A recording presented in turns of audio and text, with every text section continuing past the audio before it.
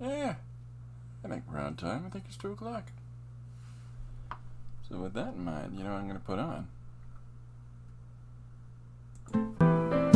One page extravaganza. One page extravaganza. One page extravaganza. I love that. That's by Jim. So thank you very much, Jim. That's super cool. I really appreciate Jim making that theme song for us. It's so I don't even know where to begin. Okay, folks. Hiya, how are you? Today I posted a page called Birds, and this is one of these many things that I'm kicking around in that I have kicking around the studio for X amount of time. That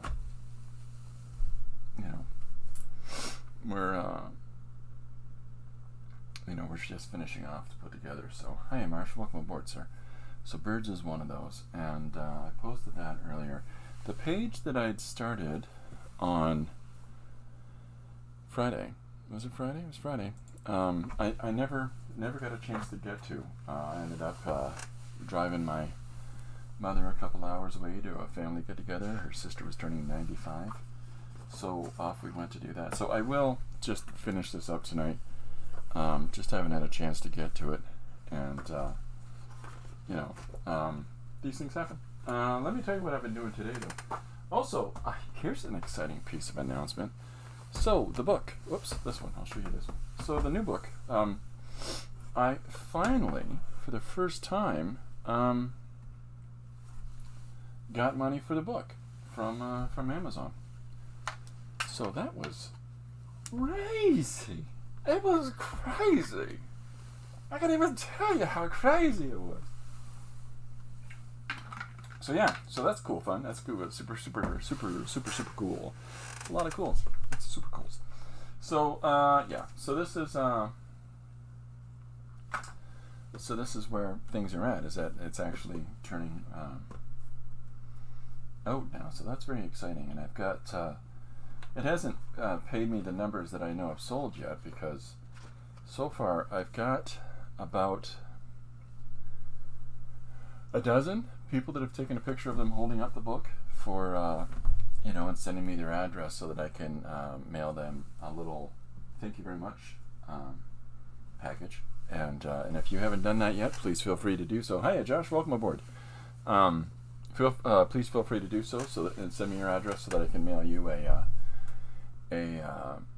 thank you very much for buying the book package. And the official zine that was picked for the zine swap was the first one, which is the one in ballpoint pen. So that's the one that got the most votes.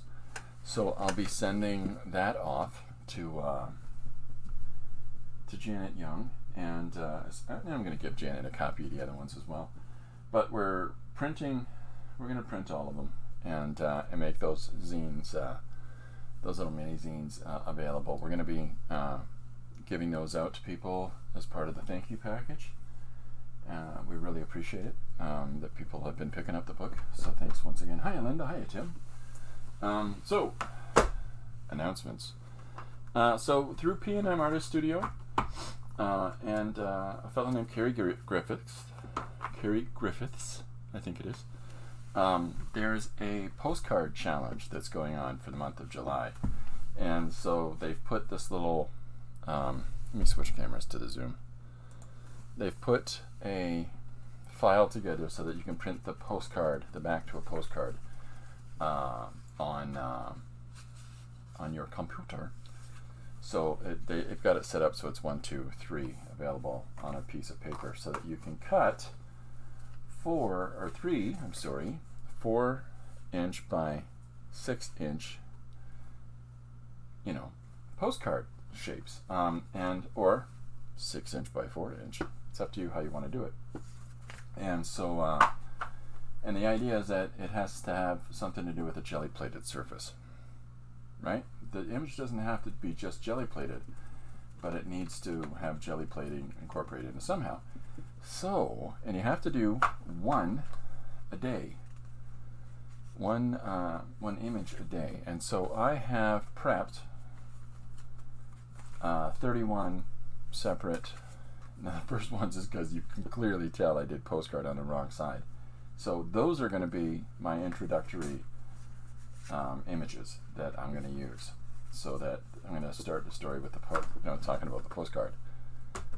Because that's gonna, I don't know, I need a theme for this, but basically I've prepped 31 postcard images off of jelly plating and brayer off that I'm going to be doing a story out of this. And so each page, I haven't decided if each one is going to be a panel, right? Or if each one is going to be, I think I'd like to work landscape for this. And, just because it gives me the opportunity to either do a wide shot or a couple of thin shots, right? But I haven't quite decided yet, but I got a ton of different crazy colors and textures and surfaces to work on. Check this one out. Wah! Wah! So it's going to be a fun project to do. And so these will be something that I'll be doing in addition to the one-page stories for the month of July. And you got to post one a day. So the idea is this. You have to post one a day, and you have to include on that posted image the number of the day. So July 1st, you put a 1 on it.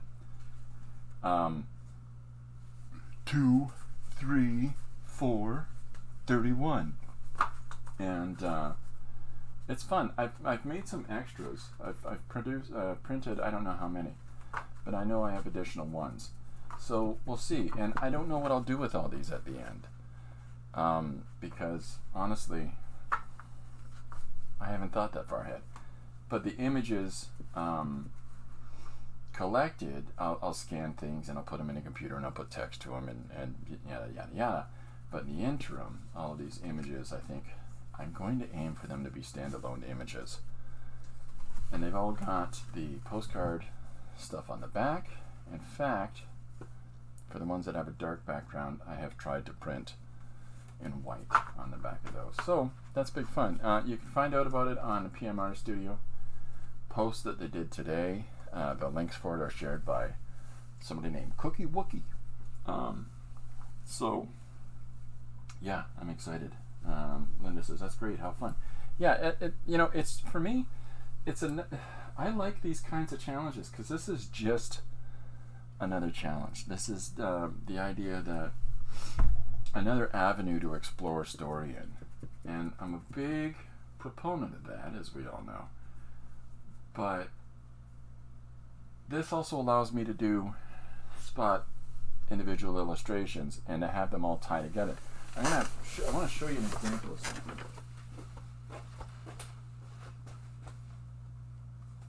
Un momento, s'il vous plaît.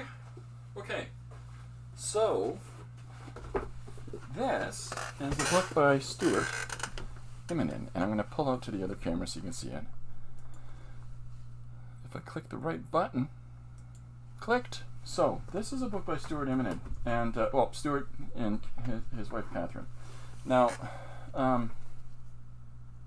what this book is they went on Instagram and they would use this width of a page, a portrait, like a landscape format, and they would use that space.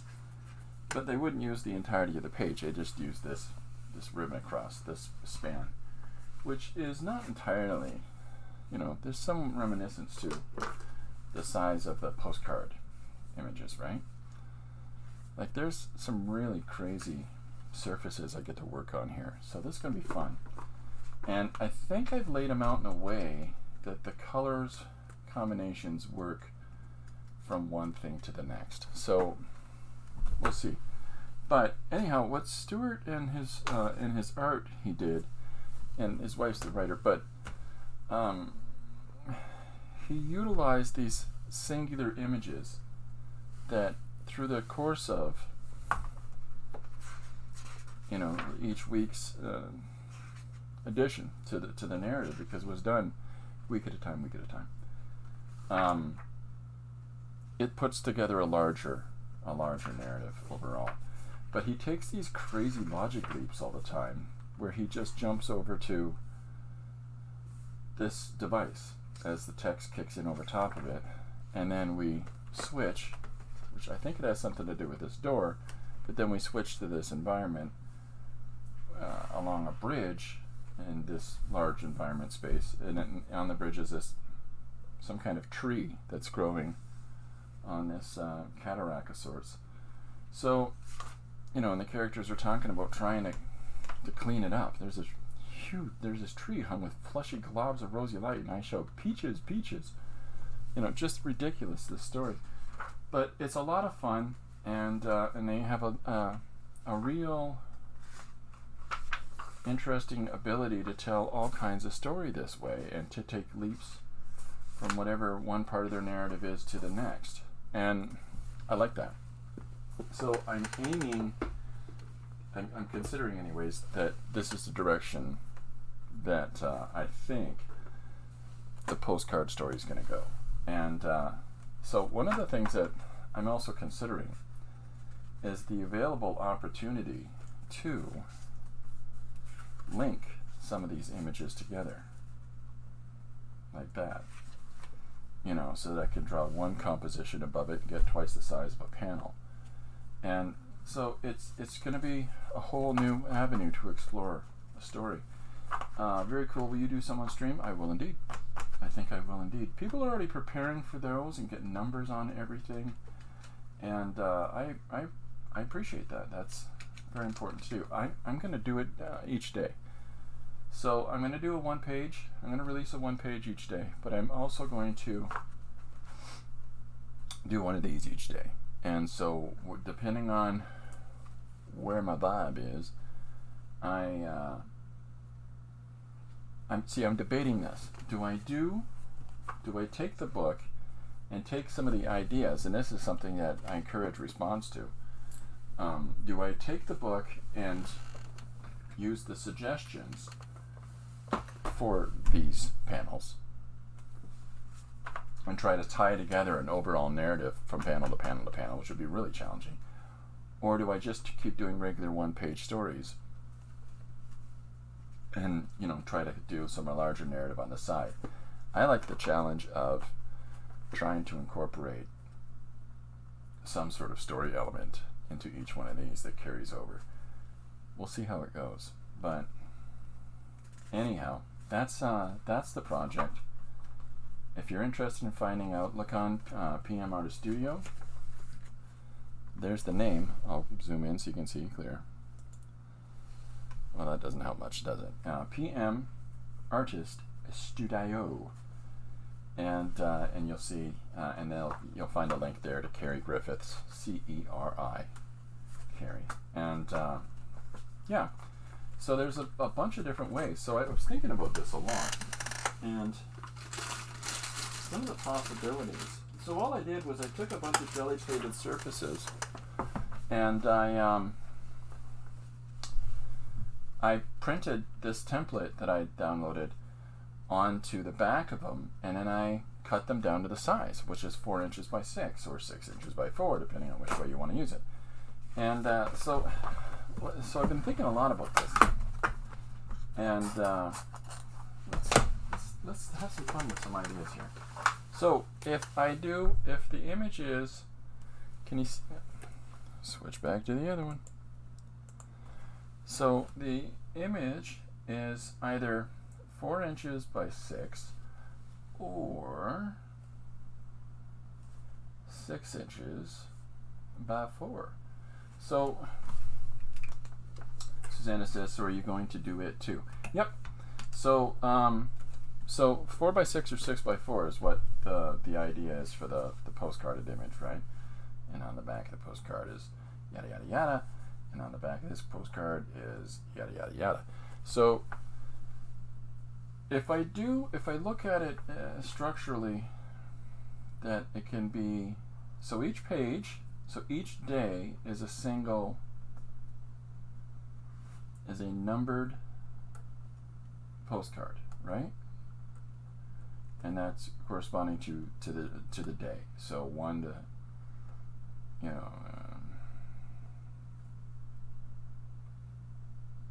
All right, so that of July. You know, I don't know how to put that in that sentence. So, welcome aboard, by the way, Susanna. Sorry. So they have to have the number. Number has to be on there, right? So my thought is if I link some of them together, like, so if I've got this as my static image to use, it doesn't mean I can't put a white band down the center of a postcard, right? White gutter. And in order to have two panels, or I can't take two postcards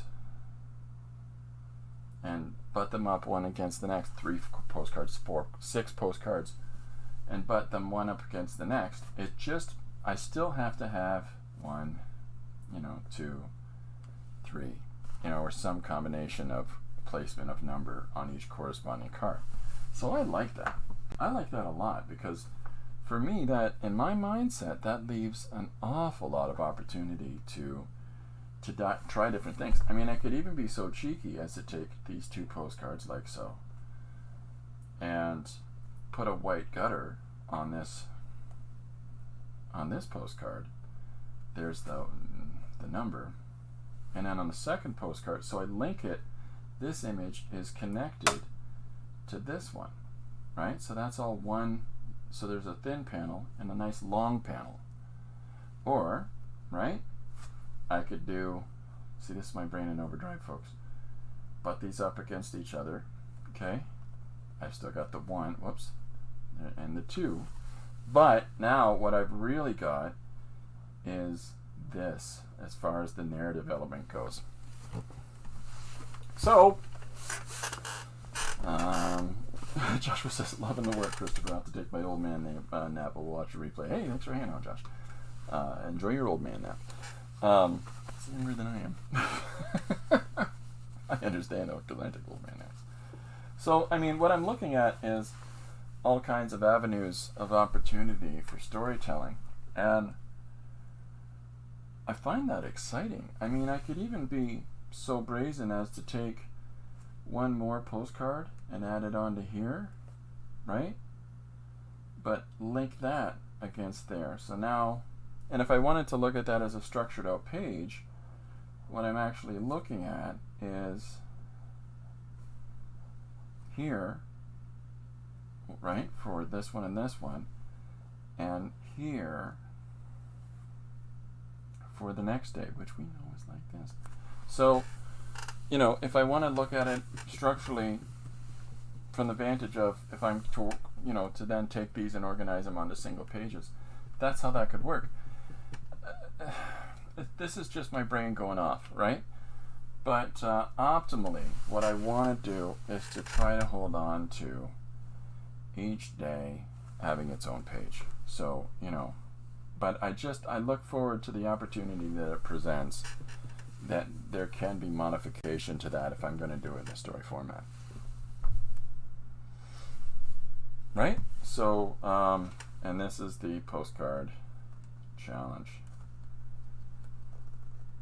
So, very exciting. Thank you to Carrie and to PM Artist Studio and organizing it. I'm really enjoying the idea of it. So I've got it down. I just had the book. I've got it down in the book. Oh, it's only in front of me. I wrote down the basic rules. The element. It has to have some elements produced on or by a gel plate. Braille-off and digital applications are acceptable. They must show a number to represent the day, and it must be on the front.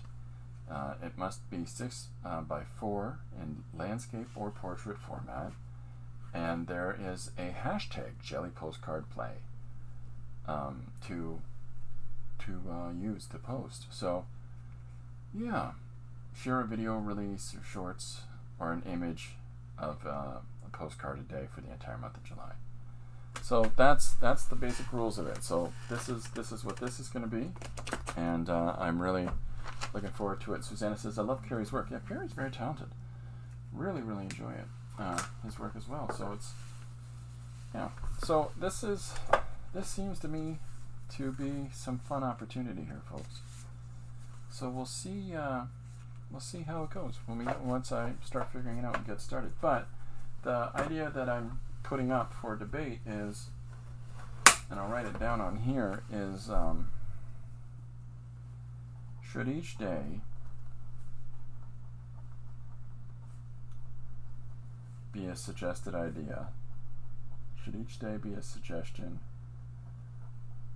Or should the entire thing be a suggested idea? Of 31 days, let's write that.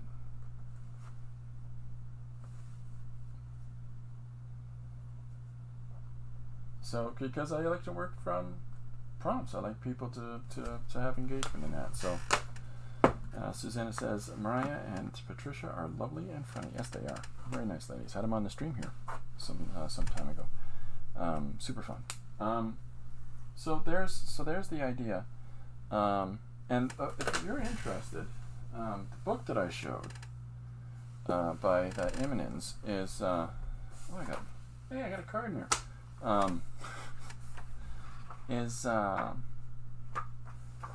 I can find the ISBN for you on it. It's very different. It's a cool format, though. I like that format a lot. Landscape. It's not like I haven't done anything that way. But ISBN is 978-1-935-233-55-8. And everybody that's on the cover, front and back, are characters that are from the story. Stuart Eminem is one of my favorite artists, period. And very, very talented. Very, very talented storyteller. So, what is this card? Oh, hey! Yeah. I have a problem where I buy cards for my wife. And I end up buying another card for my wife, but like days later, because I put the first one away so I know where it is, which means I buy a second one. So each year I find one from the previous year, and I set that someplace where I'll know where it is, so that I can give it to her for this year, and then I buy another one. So, long story short, I cycle through cards. What is the most number of panels that I've put in a single page? I was thinking about that. My average panel count for a page is 5 to 7. So what's the most I've ever put on a page? I don't know. I don't know that I've necessarily count, but I think my average is 5. But the highest amount, I don't know.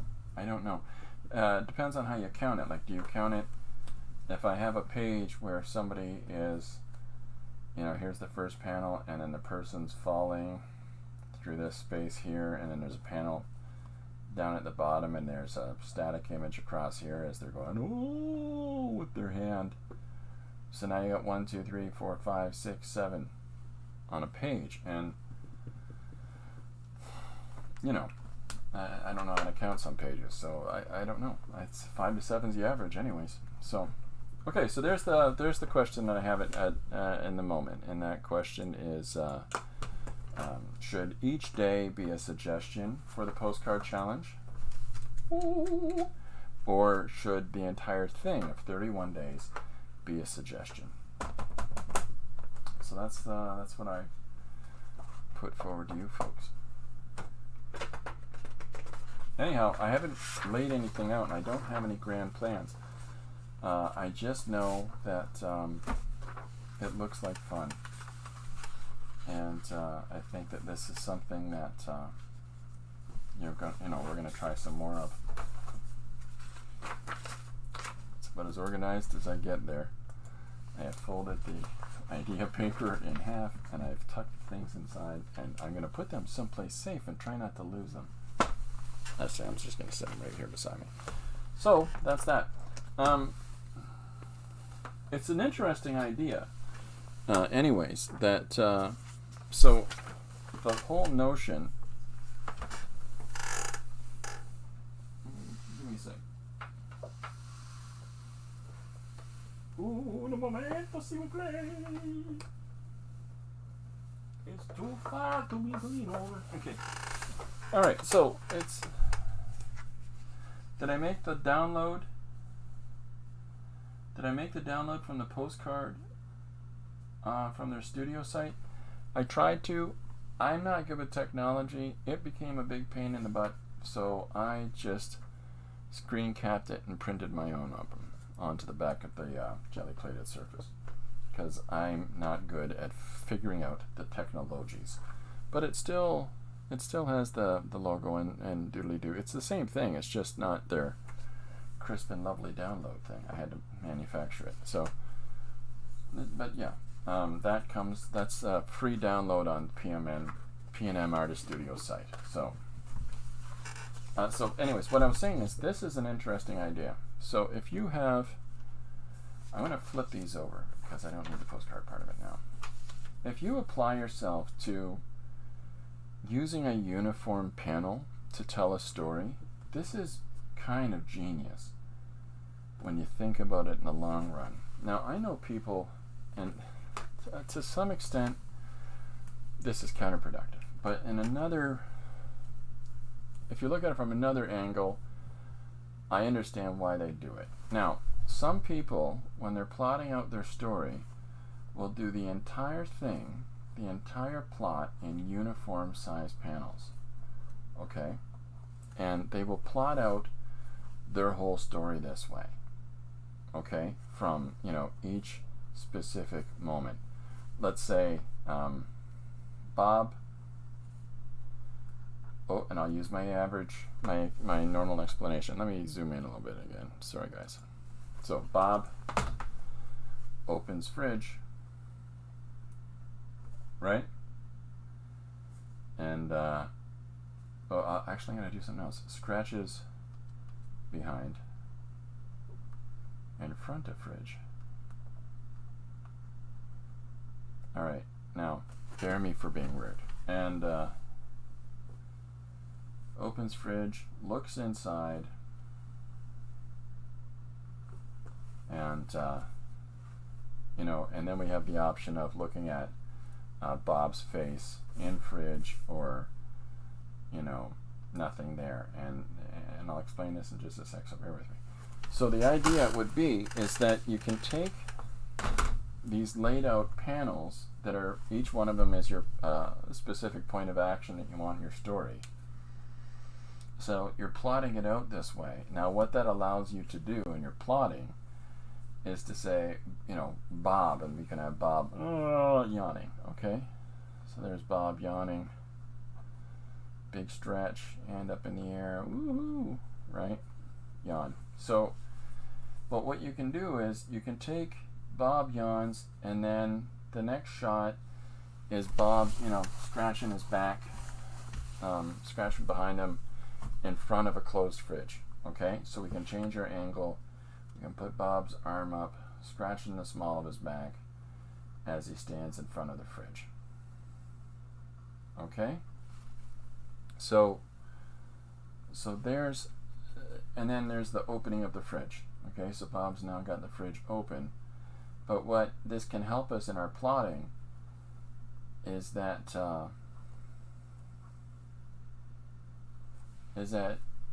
we realize now that, this should be here. Okay? So it helps you reorient your story sometimes. Or it helps you make some decisions of, you can still have it be, this be number 2. Okay? In that case it would be 3. And this would be 2. But this can still be 3, but the difference is in its art, in your artwork, this would be the open fridge with the door here. So you can still keep it as the original numbering, but this also lets you look at it and go, well, maybe I want to reorient that so before he opens the fridge, he's standing there going on his lower back, in order to give the reader a moment with Bob, just to sort of, our first image of Bob is, and our second image of Bob is in front of the fridge. So we've actually, the second panel actually continues introducing the characteristics of Bob, but it also introduces the fridge. right? So there's legitimacy to that. But there's also legitimacy to he opens the fridge and then he scratches his back.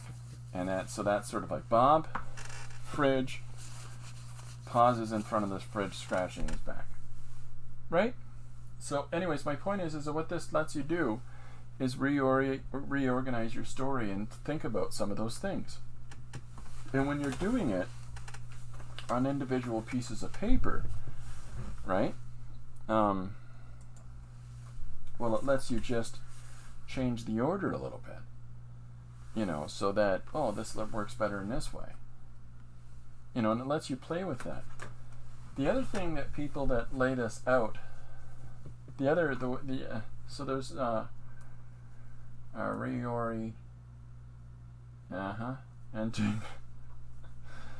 reorienting the story, and that is probably spelled wrong. Bear with me. Another thing that these people will do is that they'll break down equal-sized panels. Now, this part I've always had a question about, okay? And so they'll put the plot points. There's Bob. There's fridge. There's open, scratch, right? Look in. Nothing there. And what they then do is they take these same 5 layouts and they go, they got the shot of Bob yawning. There's panel 1. It works in this upright form. That's fine. And to keep something in mind while I'm talking about this is, as a page is broken down, okay, right? Each one of these is a beat. Okay? Right? Because you got 9 equal-sized rectangular shapes on the page. Those are each an equal moment in story. And it doesn't have to be the same moment, like an equal moment in time where somebody stops, turns, walks, It doesn't have to be like that. It can be this one is somebody's looking over there. And then the next panel is somebody looking back that way. And the next panel is, somebody slips on a banana peel. And the panel after that is somebody's, right? You can have these little momentary breaks in between those of actions. It doesn't have to be direct actions. It can be indirect actions. Or you can have somebody who's looking at some plans. The next panel, he's welding something. The next panel after that, he's tightening something up. And what we're actually doing is we're taking linear jumps in the story. But each of those moments in time are given the same amount of rhythm, the same amount of directness, right? The other thing that you can do is you can look at it as 1, and then this space is double wide 2. So, but because this panel is twice as wide, the second panel is twice as long, right? So 1 double speed, or is single speed, and then a double wide panel is, and hopefully it'll keep you with it. But what it affords you is to do more balloons, more dialogue, more time spent with the image. It affords you that. It doesn't mean you have to put more words on it. Some people use this in order to put, some big impact moment of art. But the point is that this panel that's twice the size has twice the impact of this one. That's a single rhythm, right? And by that, if you break up your panels across the page like this, people are going to read through that faster because the panels are smaller. It's going to afford you less space to put text. So if you think you're going to have the same amount of words here, here, and in each of these, you're wrong, unless all of these panels have very few words. You can have much more in this panel, half as much in this one, and then half of that in each of those.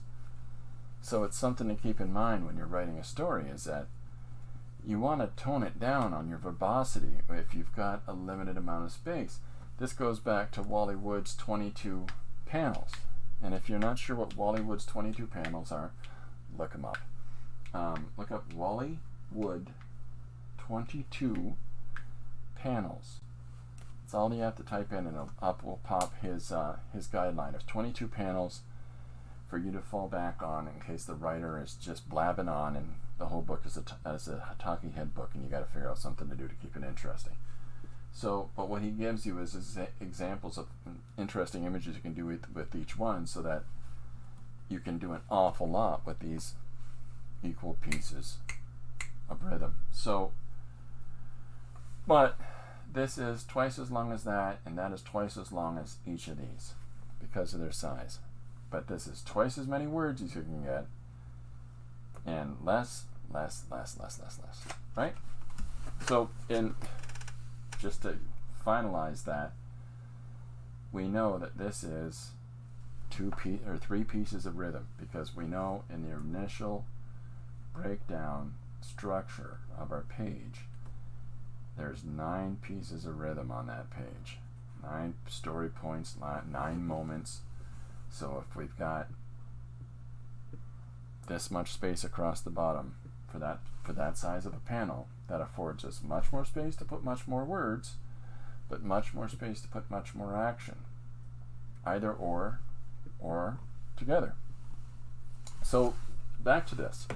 So some people, so this is example A, here's example B. So example A is reorienting the story. Example B is, what they use this for is coming to terms with the rhythm of the story. They know that Bob, okay, only needs 1 piece of rhythm up here, okay? They know that Bob only needs that 1 piece of rhythm. And that's fine. Single rhythm, yawn, next part. So if Bob scratching his behind is 1 piece of rhythm again, or Bob opening the fridge, maybe they want to have a little more art and play with the idea of the light from the fridge projecting out into a room at night. So maybe they want the fridge to be twice as wide, right?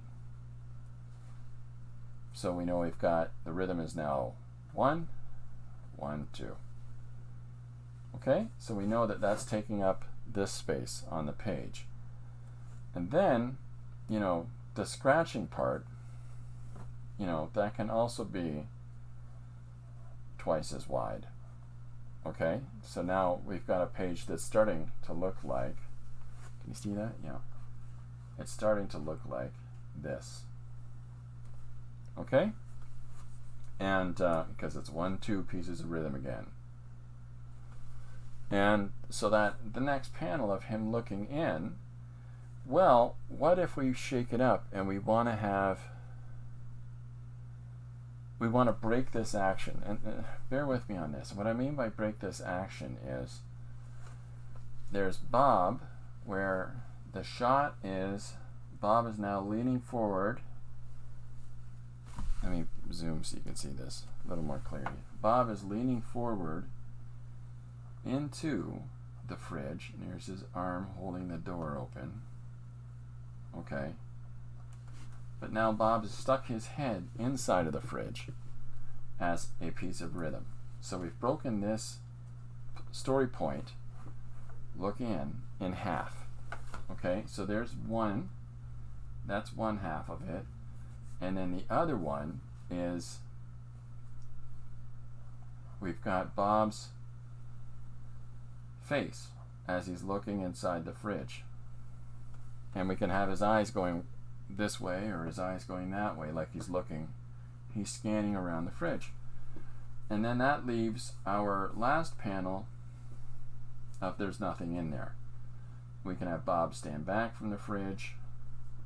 He's got his hand on the door still, and his other hand is back to scratching his back. Okay, there's nothing in the fridge, but we can do that as a double wide so we can get all of that information in. So there is the other half, and then there's a double shot that leaves us on that. And what we can do with that is, there's never anything in there, and I'm hungry. I don't want to have to cook something. We can put more text in that panel because of it. So the same rhythms that we have, or the same basic story points that we have up here, we've applied different kinds of rhythm to them.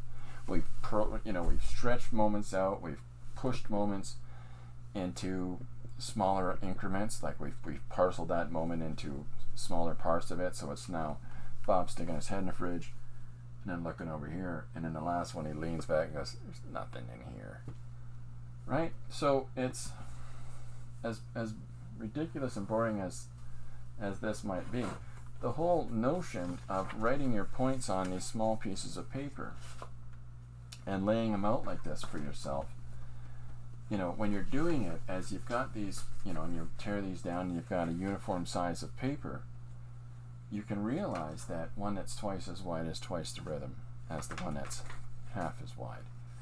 And so if you're trying to figure out how to plot out pages, that would be a useful tool.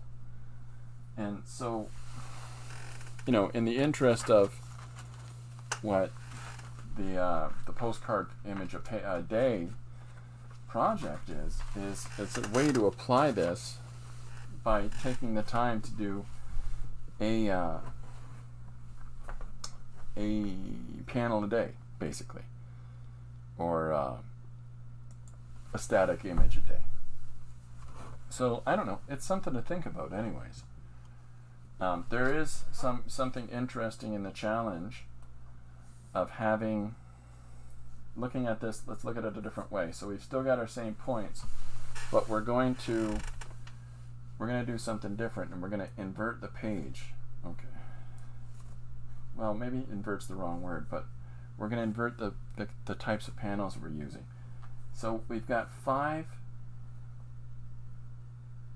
2, 3, 4, 5. So there's our 5 images that we have to utilize for our story. There's our 5 points, and now we have to fit, in 1, 2, 3, 4, and 5. We have to do them in a horizontal format, a landscape type format, but a horizontal panel.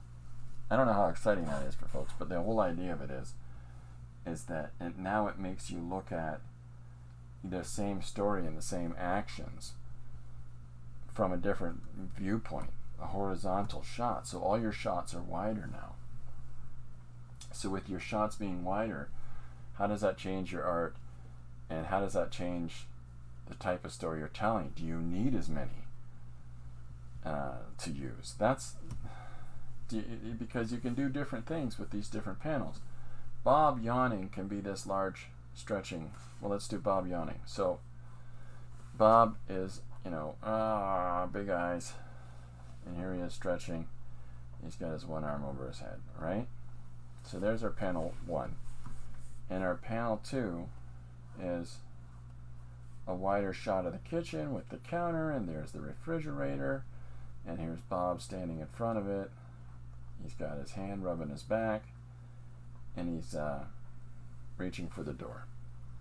Okay, and then our panel, so there's our 1, there's our 2, our panel 3, so if that's our scratching moment, and we can jump in ahead here so we've got in front of the fridge, grabbing the door like he's going to open it, and scratching his back at the same time. So we've taken 2 and 3 and we've compressed them now. And then when it comes to looking in, you can have, his eyes moving this way for our first panel. Let me zoom so that makes a little more sense. You can have his eyes looking to the left. And then in the, so that's all the text that you would fit in 4 and 5 of him looking in and saying there's nothing inside. Well, you have now compressed those into a single panel, and so the page looks like this. And so you've compressed those 5 actions into 3, right? So, this again is something that can help you figure out how to pace this. So there's your 5, your 5 points, but we've compressed it all down into 3 3 panels to tell those 5 pieces of information. So it's all about timing. It's all about pacing. And this format of using a static sized image and mapping this out for yourself might be something that helps people out. It's a thought anyways. So I don't know if that helps folks or not. If you're trying to figure out how to go about pacing out a story and you're finding a bit of a setback for how do I get the pieces of information that I think I need, and how do I figure out how to put those in whatever order. And it's only through trial and error, it's only through repetitive application that D comes along, where, and I'll zoom in for this, once you've got a routine pattern of, you understand, here's the 5 points, you've looked at whether it's a script you're working from or a synopsis of ideas for the page, and then you get to really generate the whole story through the application of how you tell the art, which is an ideal way to work in this medium. But so now you lay your page out and you realize that, let's go back to the first one, Bob. So Bob can be that first panel up in the corner. We know that's one beat. And then you can overlap Bob and sync that panel below it, a Bob standing in front of the fridge, rubbing his back. Okay? And then, you can do another smaller panel right here that has, his hand, and it says, scratch, scratch, and really make a meal out of the fact that he's scratching his back. And you even got an application of a piece of space there that you can put, my back's hurting.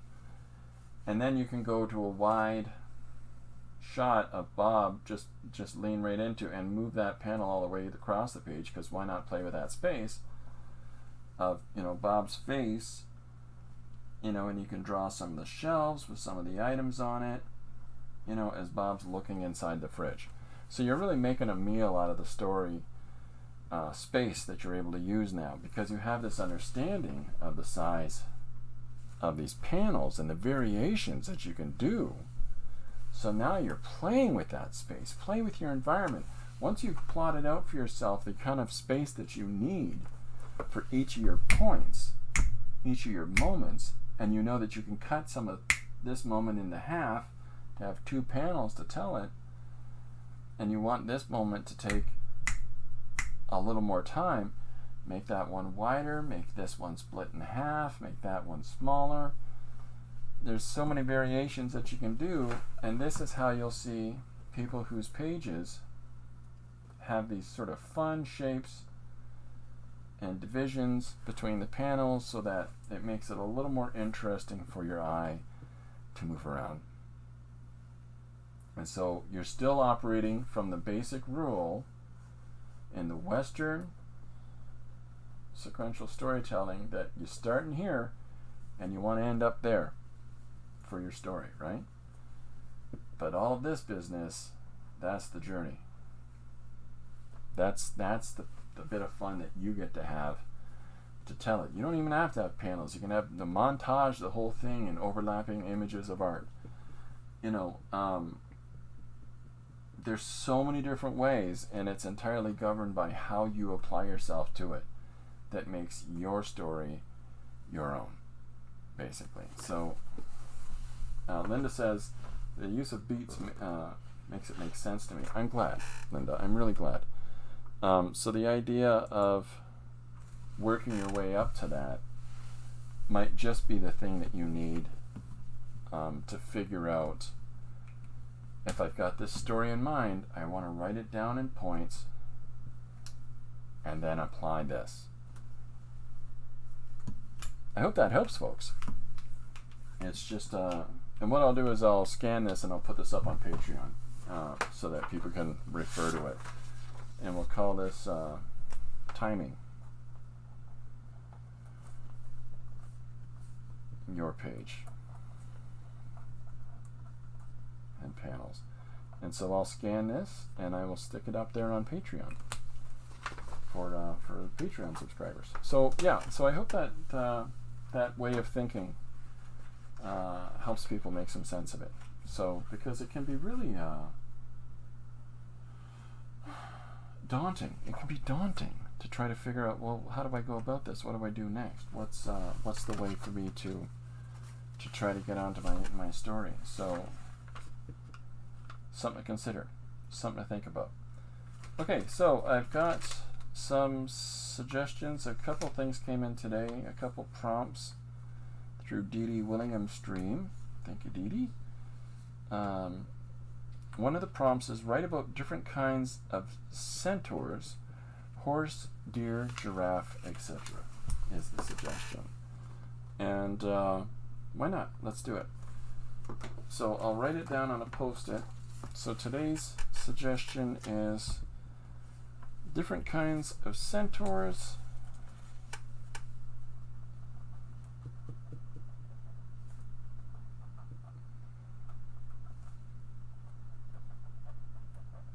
I think it's kind of fun. Horse, deer, giraffe.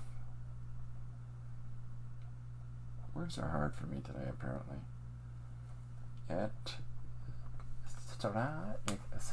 So there's and that came from Dee Dee. So there's our suggestion for today. Yeah. So that means I get to draw some different kinds of half horse, half whatnot. So anyhow, I hope the panel idea might crack the egg for some folks. I got a couple different things I can work on. I got a couple of different surfaces. I got some craft paper. I got some colored cardstocks. I've got another clip that's got a couple of different surfaces that I can work on here, like that. If anybody sees anything that they think that hey, work on that one. Hey, do it on that one, Jack. Let me know in the chat. I've not really got. I haven't really thought anything at all about this. This came this morning, so I just thought I'd open a book and look for something fresh, exciting. Anyways,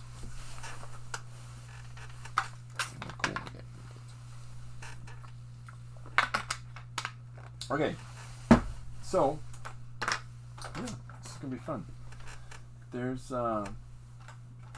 your standard representation of centaurs in literature. They're always either they're very wise and noble or they're wild beasts.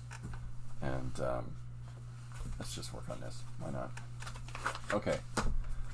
So this is a Breyer-off piece of cardstock. So it's a piece of cardstock that I have rolled out paint on as I was doing jelly printing on another piece of paper. And so what ends up happening here is, and maybe this will pick it up. I hope it does. Yeah.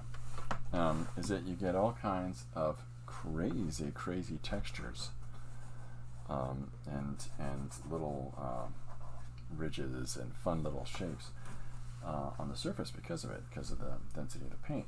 Now what I've done here is I've actually using gel medium put down tissue paper on top. So that's what we're working on today, yolks. So let's get cracking. Let's get drawing.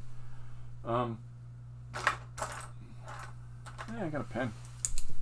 So what I'll do, different kinds of centaurs is pretty straightforward. Let's, I'm going to look up a picture of a horse and just start from there. Why not? I got a bunch of little small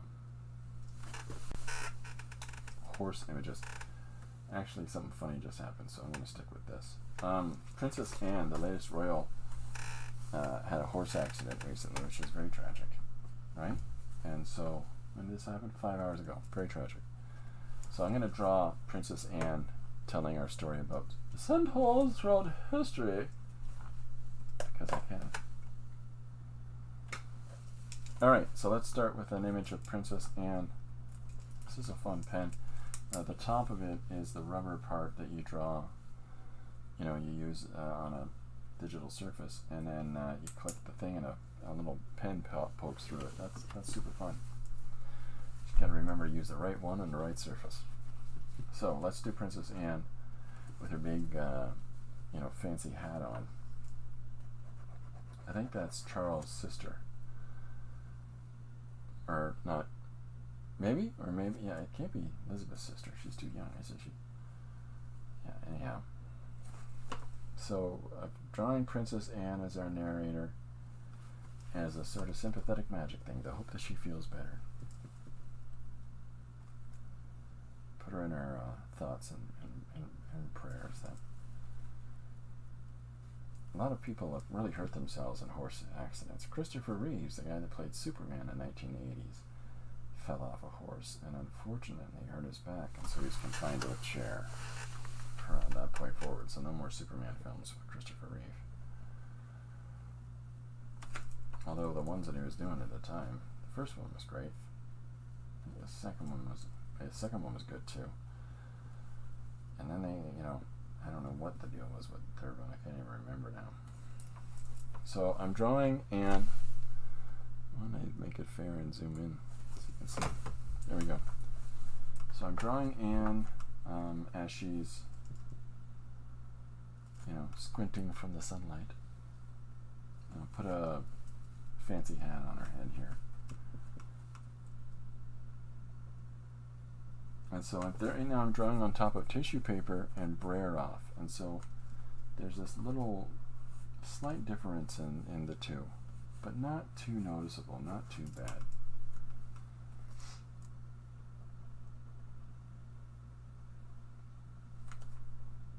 Somebody asked me if I could put up the things that I talk about and the notes and doodles and stuff that I do when I'm talking about process in the pages up somewhere so they could see it. And they said, well, why don't you just put it on Patreon? I follow you there. And I went, oh, yeah, you know what? Actually, that does work. So, Patreon's like $3 a month. Canadian, so that's like a nickel American. Not quite. But not far from it, anyways.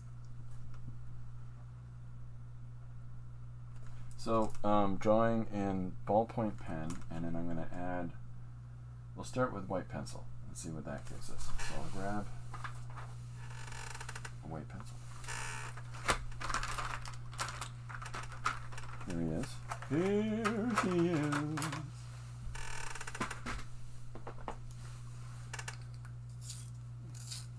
There's no point to this pencil. It needs to get sharp. It needs to get with it. Okay, so this is Faber-Castell, however you want to say it. So when I'm drawing in the ballpoint, I'm often thinking, well, when I'm drawing in general, I'm often thinking of the spaces between. I'm not talking about the Dave Matthews stuff. And how I'm drawing shadows with the pen, and when I'm applying the pencil, I'm raising up the raised surfaces, the brighter surfaces, the light surfaces. So that's where my headspace is at when I'm working this way. And we're drawing Princess Anne. Princess Anne Margaret. She danced with Elvis, Might not be the same person. Although Princess Anne might have danced with Elvis. I don't know. I never saw her dance card. Wah, wah. So, depending on how hard you apply your mark making, is how you can really play with some gray tones this way. I tend to really apply my lines lightly, and I'll either have to build up the marks that I make on a surface in order for them to be more readily apparent, or I'll have to go out of my way to press harder to darken that line up. But I tend to like to find the line and then add to it. So okay, so I'm going to put, I'm just going to keep doing this as I go along, so it's not like you're sitting in suspense. What part is that going to draw? But we're just getting her eyes down. She's squinting in the sunlight. And you can put Princess Anne in your prayers there if you want, folks. She isn't hurt too bad from falling off her horse. She's got to be in her 70s at this point.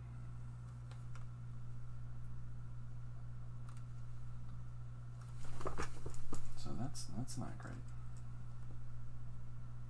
But if we're doing a page called Different Kinds of Centaurs, and Anne has, recently had this situation with the horse, well, let's give her some power back.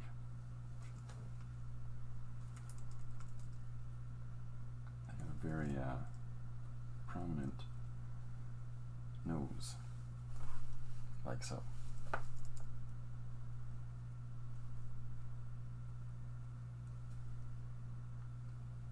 Dare I say it, a very English nose.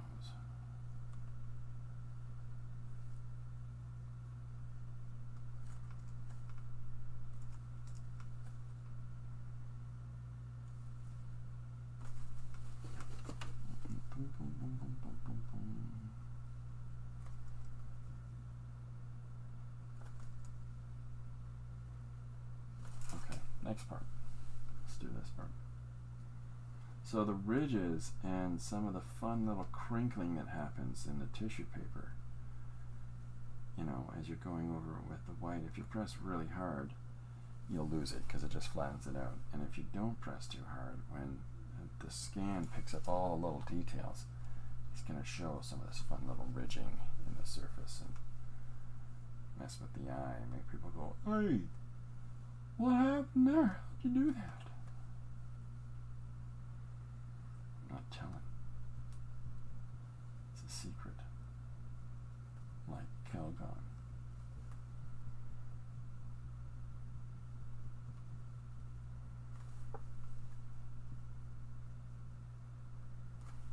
So, ideally, it's, we're starting to get Anne in here.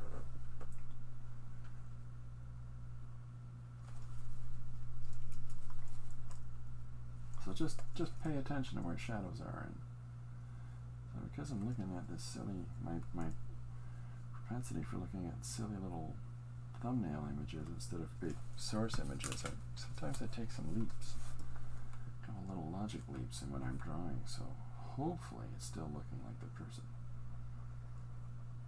But if it just stand there trying to reproduce a page to scale with the image, I find that it just slows you down.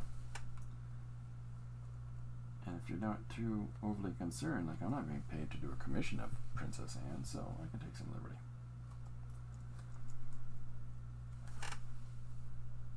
And we'll call that style.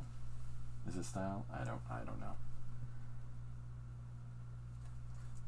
But that's what we're doing.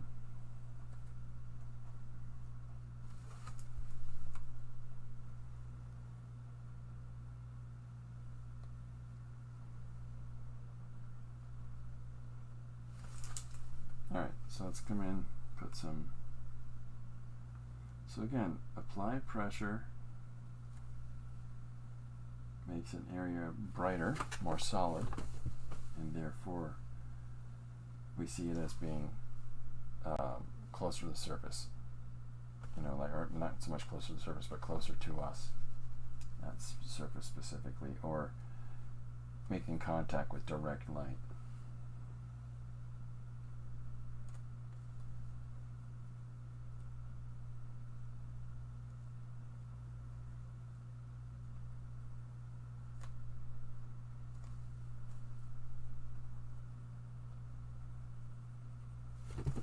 It's all about application, right?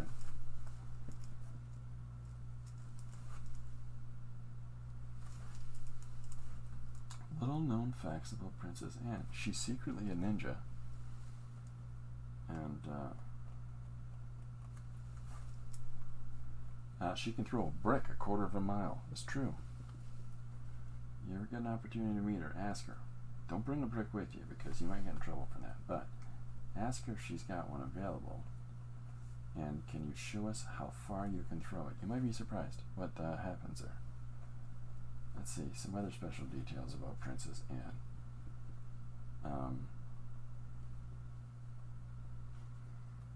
Well, she can eat dumplings faster than anybody I've ever seen. That may or may not be true also.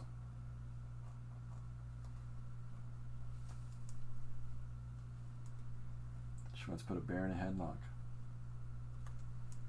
All these things are as believable as you'll let them be.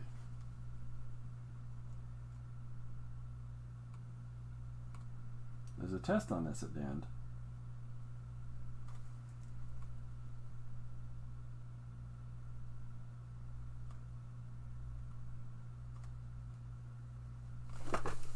Okay, let's get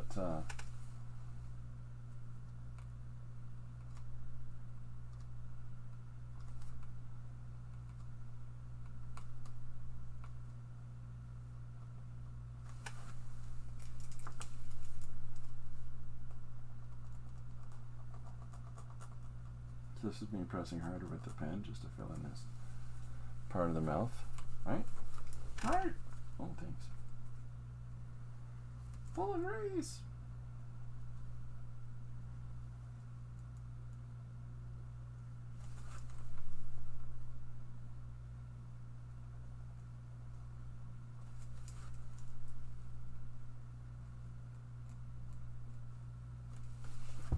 Yeah. So for those of you that joined later, I talked a little bit at the start about timing and pacing a page out. And it stems out of taking part in the postcard challenge and trying to think about how I can plot out the pacing of a story while doing the postcard challenge. All the information for that is at the start.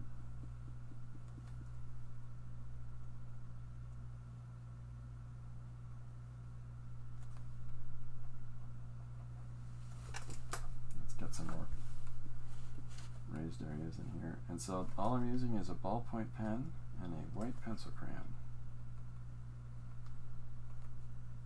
It's the Gold Faber line of white pencils from Faber-Castell. Probably Faber.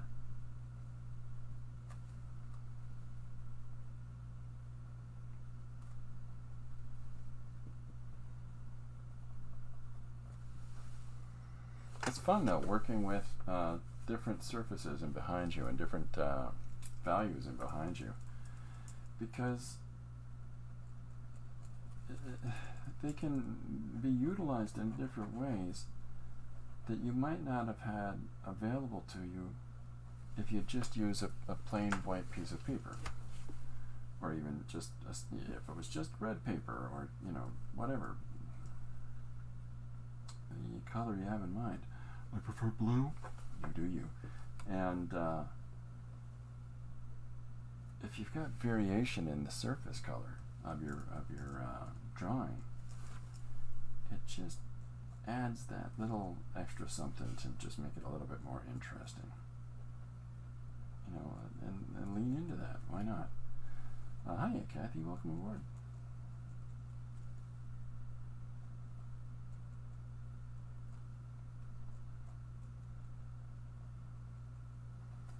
So today's suggestion is different kinds of centaurs.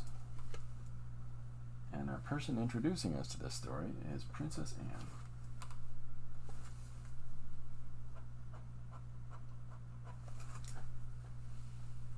So let's finish adding some value to her cheek here, and pressing a little bit harder to make it a little more opaque in certain spots. That opacity, as opposed to the granular application of value, the opaque part makes people think that it's closer, a closer surface, it catches more light. And that's what we want them to think. And not to think that, hey, that's a drawing.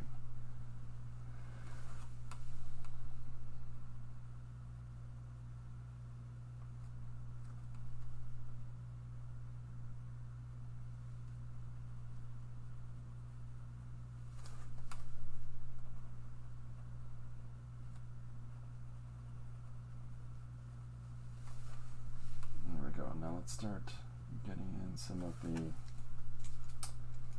the hat that she's wearing. Let's start getting some of those details in here.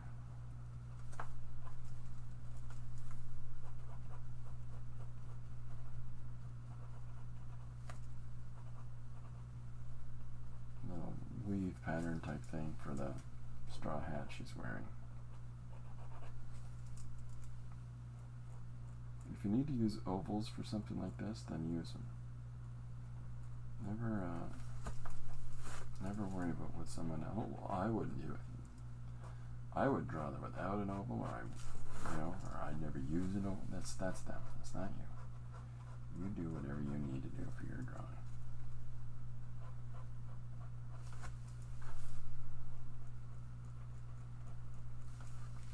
Okay, so let's get some of these marks in the hat. Bolden out here by putting the white down. So crosshatch marks will pop out just a little bit more. And then let's bend those lines around on the hat to give a sense of form and direction. So I'm interested if anybody that is in the stream today is interested in taking part of the postcard challenge as well that I talked about. And if so, how are you going to go about doing it? Do you have some grand design in mind for your pages, or you're going to do the old, what I call the Runtsman method, which is by the seat of your pants. I'll make it up I'll do it on the day.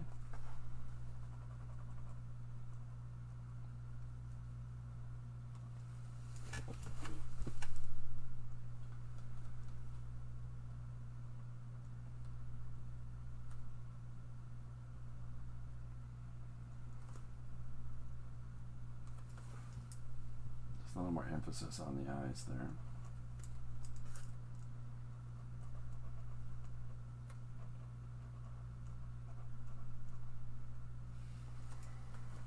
And I'm just putting her hair in, very thick hair, this lady.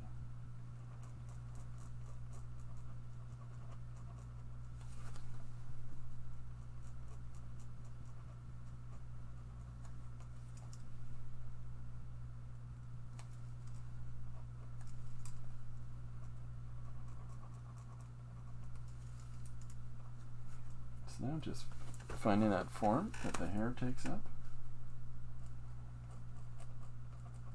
So I haven't really got to the centaur part of it yet, but I just like starting with that first panel.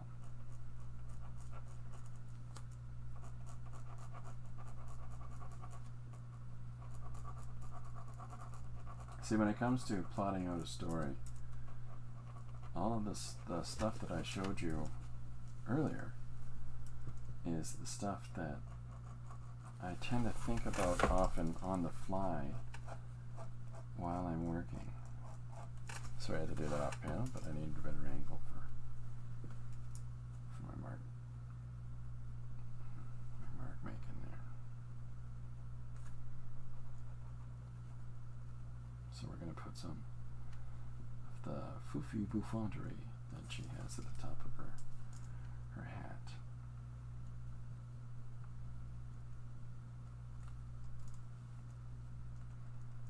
I don't know what that is up there. Maybe it's tail feathers of a horse. Who knows? But we're getting all kinds of fun and interesting shapes and lines together for the foofer on top of her hat.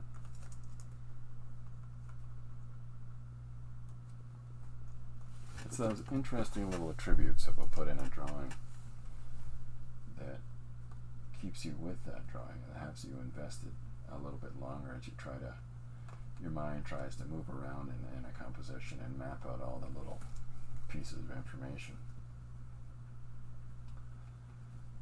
I'm recognizing that some people are really attracted to simplicity and minimalism in their image making. There is a niche group that, of course, that likes that, but most people are looking to get the basic essentials and then explore and play a little bit. And then usually that playing part with the composition comes in the second or third reading of it. And I always use reading. I'm talking about story making because we want them reading with their eyes as much as they're with the visual part of the story as much as they're doing the textual reading. We want to tell that story as best we can, so that it works hand in hand with the writing and directs the mind's eye as well as just directs the visually interesting parts like the drawing. Two types of story fused into one. You get more out of it if you engage with both. I don't like reading, I'll just look at the pictures. You're going to get half the story.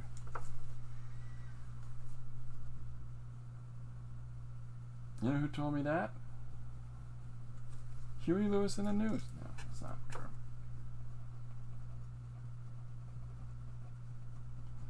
All I remember him telling me is that if this is it, I have to let him know.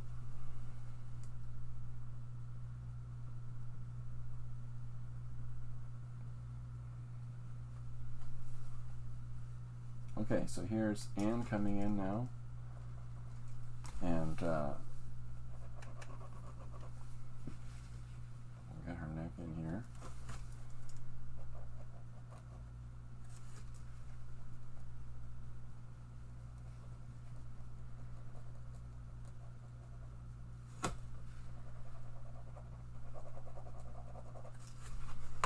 Okay, here's our Princess Anne coming together.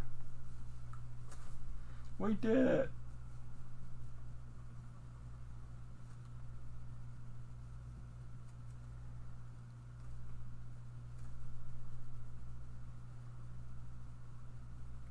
I got up this morning, the first thing I did was mow the lawn, the front and the back, and the neighbors. Just done. I don't have to think about it all day now. So what I'm drawing on top of is this is tissue paper and this is brayer off. So there's all kinds of different textures going on in here, which makes the lines do all kinds of fun things.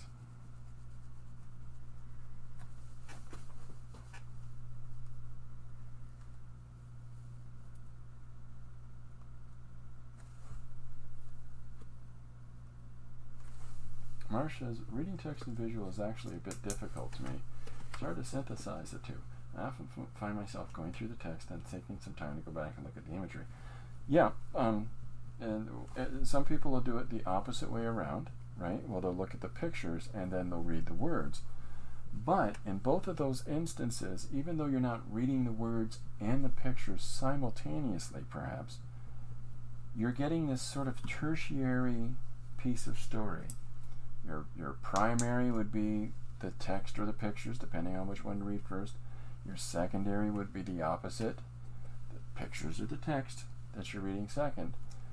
But the third factor that I'm referring to is the fusion of those things tells you the whole story, right? You don't have to say, I'm going to look in the fridge if somebody's standing there with the fridge door open, right? You can have somebody standing there with the fridge door open and saying, I've got to remember to get eggs. And now you've got this third aspect to the image that comes into place. Somebody's realizing they got to get eggs. The visual image has got them standing in front of the fridge. And that third component is you recognize that because they're standing in front of the fridge and reminding themselves that they have to get eggs, that there's no eggs in the fridge. And so that's the part that I'm talking about, and that sort of, you're technically, you're reading it on a third level. And that's, if you can fuse those two aspects in your plotting, like you can think about Bob yawning in the first panel, tells you that Bob's tired without telling you that Bob is tired. Whether Bob is waking up or Bob is ready to go to sleep, we haven't mentioned that yet, but means that he's still in an unconscious state. So there's extra levels that you get fusing words and pictures together, that when you fuse those together the right way, the reader can't help but have extra insight. Hiya, Silver Granny.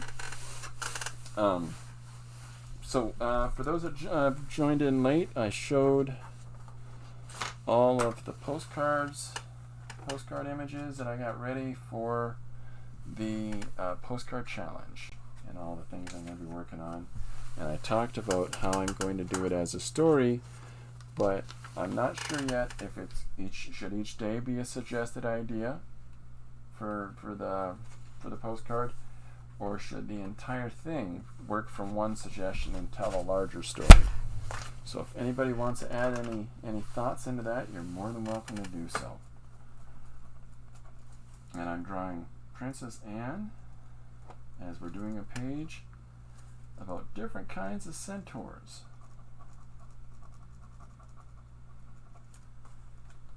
So she's going to walk us through it. She's very good with horses. We're going to give her a little bit of the power back because she just had a horse accident. So.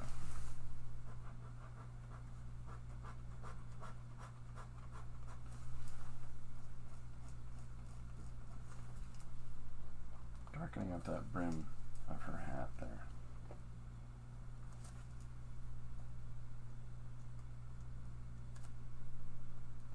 There we go. Now, the other thing that I can do is that I can come in, and if I really want to embellish spots to really make them move forward, is that I would take like a pen or a Posca marker or a jelly roll pen, and I would apply, let's use a jelly roll pen, I got one right here. And so I would come in, and on those areas that I really want to put some emphasis to, I'm going to come in and add some little marks to that spot. And hopefully the camera's picking that up. I think that you should do a panel a day during July that at the end of July 31st tells a whole story. Oh, I'm going to put a check mark beside that. There's our first vote. Thank you very much, Silver Granny. So, should each day be a suggestion, or should the entire thing come from one suggestion for a postcard challenge? And in his 31 postcards I can mail out, Jim says, wait, I'm confused. Whose fridge is this? It's my fridge, thank you very much, says Princess Anne. And so, excuse me.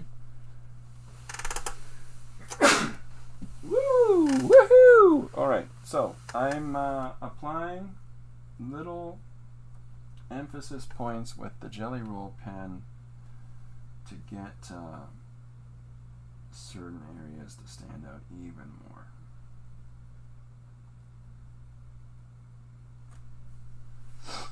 So that just brings that one postcard per story. Okay, Susanna, she's got a vote for the other. There we go. One vote for each. Oops. See, I tried to write with the rubber tip. There we go. Okay. Cool. We'll have the two ideas fight it out.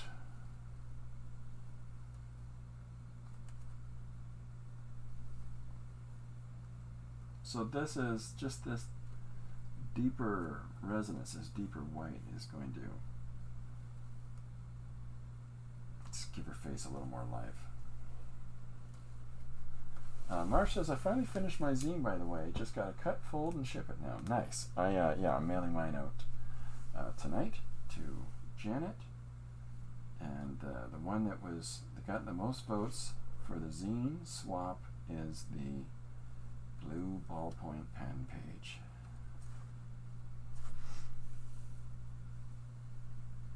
So, thank you very much, everybody that contributed to the decision-making process there and put your votes in. I appreciate that.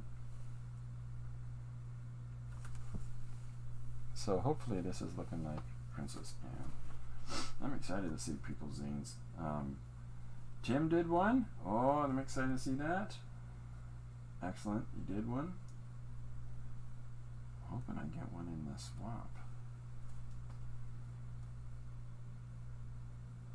I think I just got to see the cover of Tim's.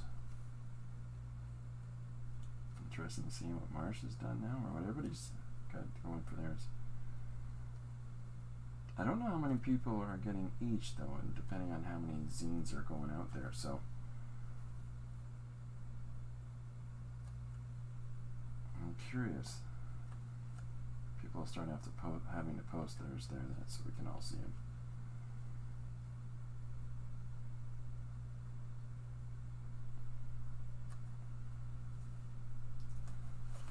Tim did one was influenced by me. Oh my goodness. That poor fella. Hope I didn't steer him wrong.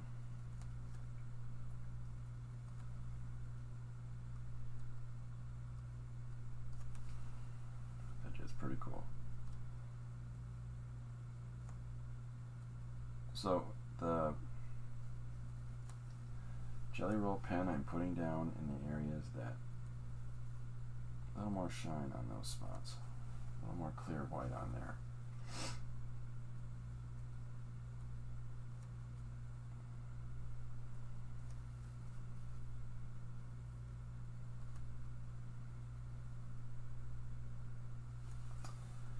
He gave his octopus a name, Octo Guy. I like it. I like it. I always wished I was named Octo Guy when I was younger. Back when I was an octopus. That might not be true, that part. It's a good name for a character, though.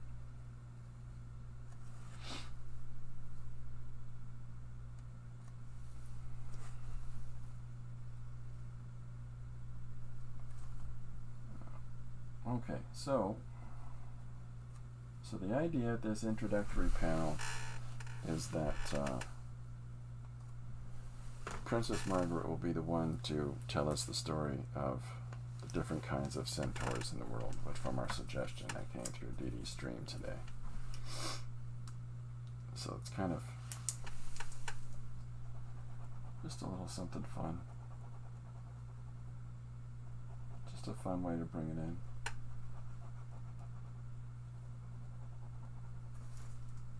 It has, you know, her inclusion in this has nothing to do with centaurs. But the lady likes horses. Oh, good enough. See, but the fun you can take, the liberty you can take, because it is her, but it isn't her, right? This is just an illustrated character. So you can take liberty there. This is how you know, people can't say, well, what if you get sued by Nicolas Cage for drawing Nicolas Cage? No, it's not Nicolas Cage. It's just a drawing.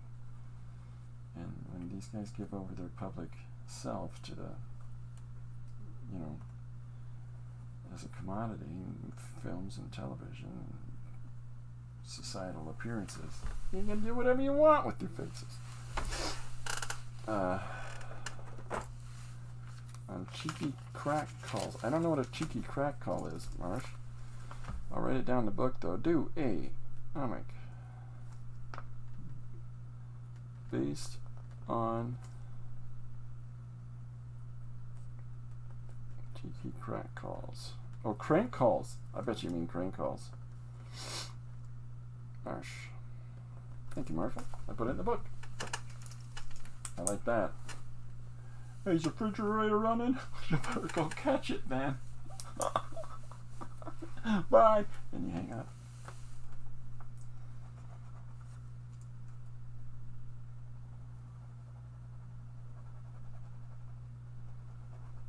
Mr. Freely there? His initials are, Ian Freely. His initials are IP. Middle name is Philip. Goes by his initials.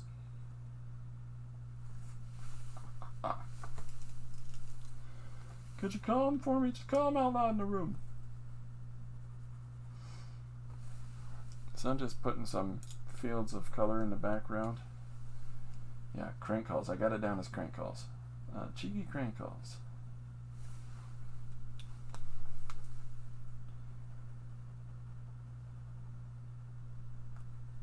Sir, Mr. Smoke Too Much there? Is Mr. Smoke Too Much at the pub there? I know he's trying to cut down a little bit. Just call him.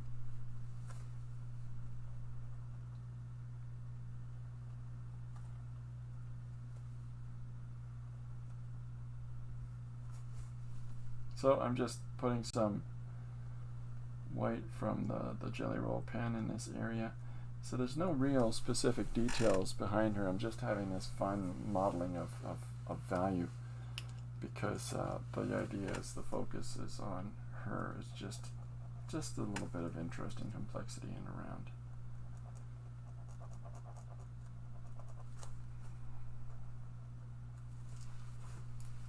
We could put a microphone right here if we want. It's whatever. It's our drawing. Yeah, so it's a good start.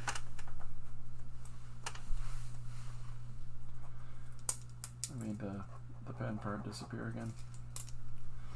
So the other thing that we can do to pull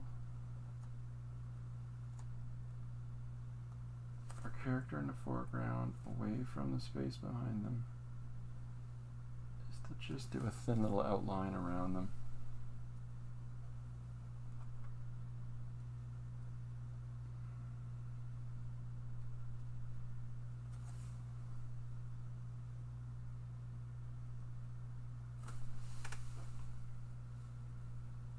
And that way any overlap of value that we have really does just get separated by the clear line.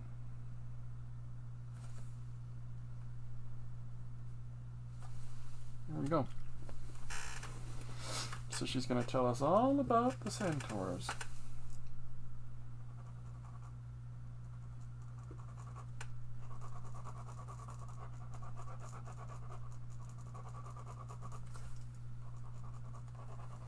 My name's Princess Anne. Let me tell you about the secret sauce of horses. No, I don't mean horseradish sauce. Ho, ho, ho. I'm a joker. I don't actually know. I don't think I've ever heard this woman talk. There we go.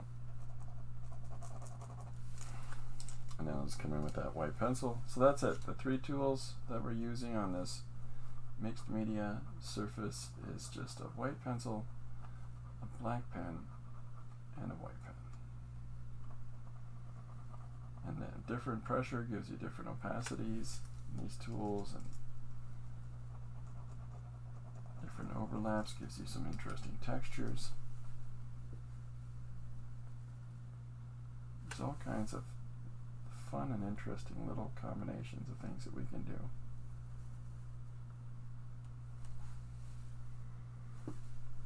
In order to make this a more successful and solid image.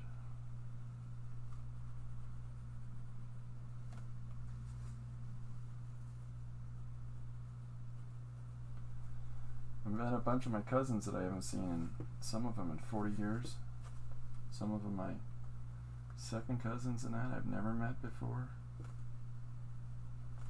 And they have the same illness that I have, and it's interesting to hear how they're dealing with things.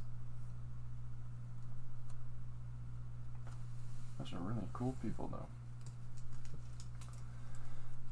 Linda says the white pen makes such a difference. It does. It really pops out those little areas that you want to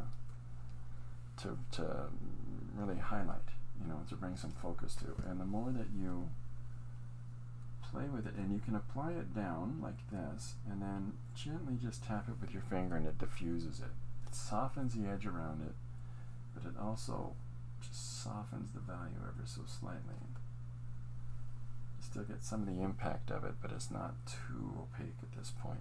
Tap it down again and reduces it down some more, but do it before it dries.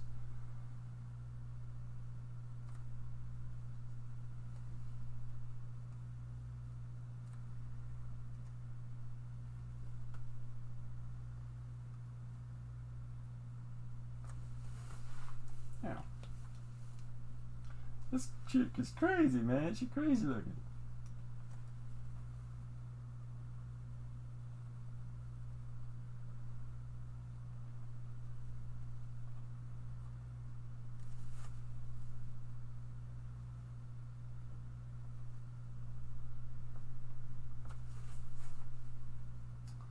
Yeah, I did. I posted the page last week of the nuns in a drum circle from a suggestion from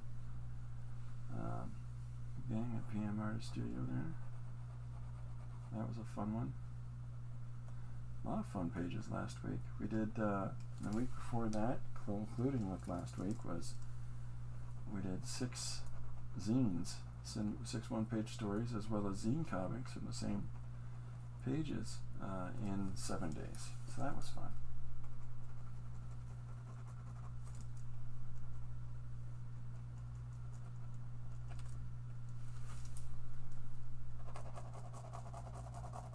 Just run this to the outside of the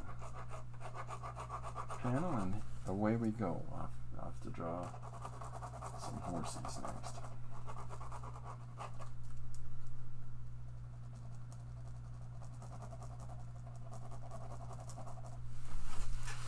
Here we are. So this is Princess Anne in our first panel about different kinds of centaurs. She's our authority figure on this story. And so this is just drawing some shapes and different values in behind her.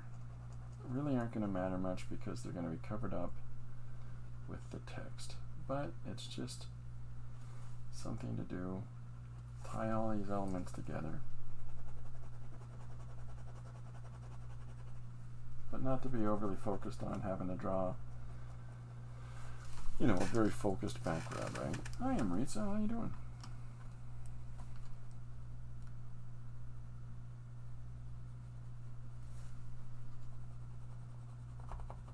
And this is where you see some of the interesting textures that come about because of the tissue paper that we're drawing over. Oh, there's some fun texture in there. Oh boy, look at that. Oh, that's so fun. That's exciting stuff. By gum.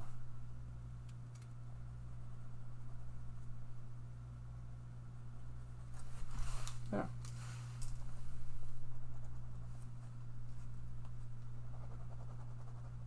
There we go. So this will be posted for tomorrow, this page. I'll be putting the notes from what I was talking about earlier about timing and storytelling and how some of the strategies for considering that and building on that. I'll be putting those up for the people that are on my Patreon there. I'll get that scanned and posted today as well. Okay, so there we go. There's our first panel coming together of Princess Anne as she's about to inform us all about the centaurs. Here we are. That's fun.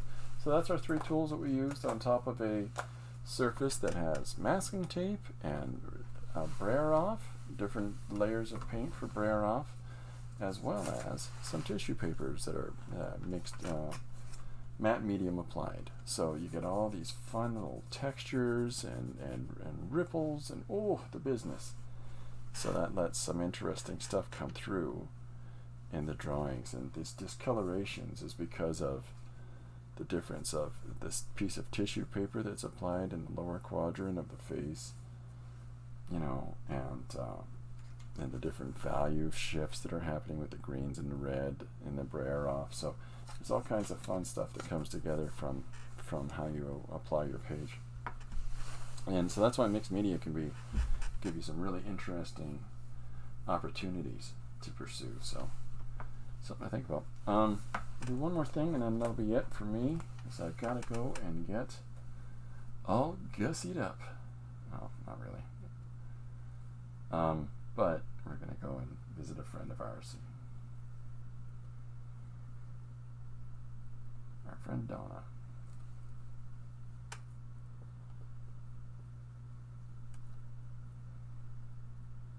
Yeah.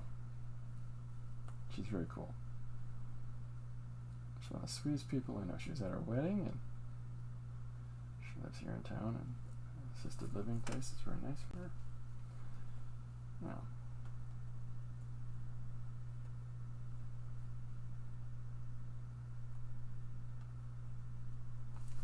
Okay, so just a little bit of emphasis on her crazy hat. There we go. Okay, folks, so that's it for me today. Thanks very much, everybody, for coming and hanging out and talking. And take a look. This will be posted on Instagram, Facebook, Patreon, as well as the original Art Beyond Patreon tomorrow. And this will be on Patreon as well. The note's all about timing. If you want to get into trying to do some storytelling and some laid out over a page or a couple pages or whatever it is. And I'll walk you through that. Linda says she looks awesome, and Marissa says love it. And Cass says thanks. Thanks very much, everybody. It's very nice of you. Okay, folks. Looking forward to seeing everybody's zines in the upcoming zine swap. I hope everybody that's taking part in the postcard challenge, 31 days, 31 postcards for July.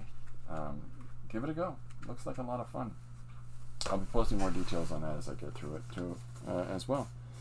But we still got a few more days here in June. My youngest turns 22 tomorrow. Woohoo! All right. Thanks very much, everybody. Have a wonderful day, and I'll be back tomorrow at 2 p.m. And I hope to see you here. Bye for now. Go make something.